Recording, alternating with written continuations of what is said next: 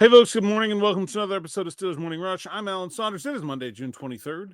And Pennsylvania Governor Josh Shapiro said over the weekend that state money will not be available for the Pittsburgh Steelers and the Philadelphia Eagles to get new stadiums when their leases expire in the early part of the next decade. Shapiro was speaking at the NASCAR race at Pocono and Long Pond. If you've never been, I recommend it.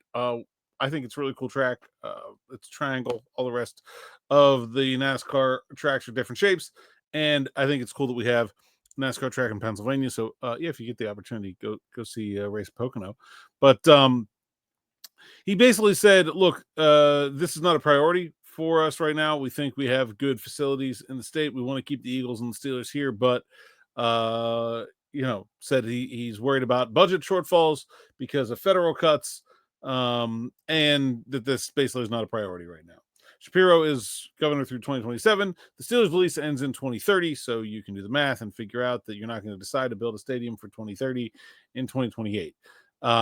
Look, I don't think the Steelers even want a new stadium. They haven't asked for money for a new stadium. I don't even really think it's on their radar. I think they're more focused on extending their lease and maybe figuring out how they want to do some big picture upgrades to Acrisure Stadium.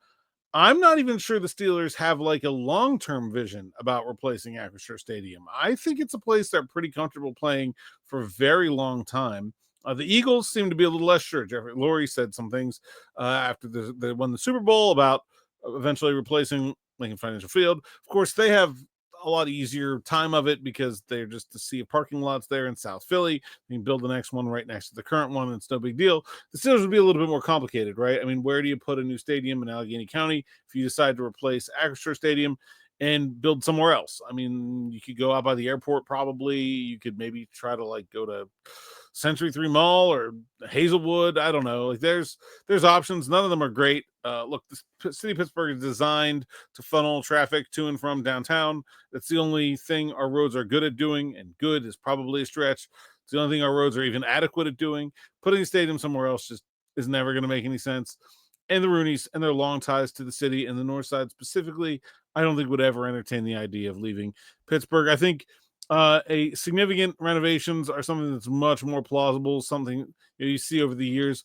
Soldier Field one underwent massive renovations. Lambeau Stadium has been repeatedly renovated. The Chiefs right now are talking to Kansas City, Missouri about renovating Arrowhead Stadium.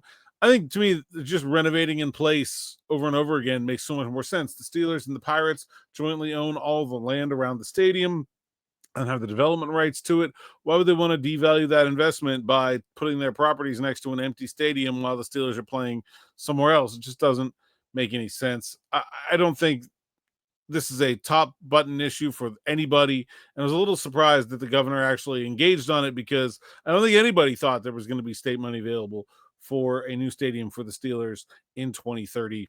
It's just not, it's not a priority. And I would be really, really surprised if the Steelers don't extend their lease at Acrisure Stadium. I don't know how long it'll be for, what they're going to get as compensation for having done so. I'm sure those negotiations are starting, but yeah, I mean, I think we're headed towards a new Steelers lease at Acrisure, probably with some significant renovations coming, and then we'll see what happens on the other side of that.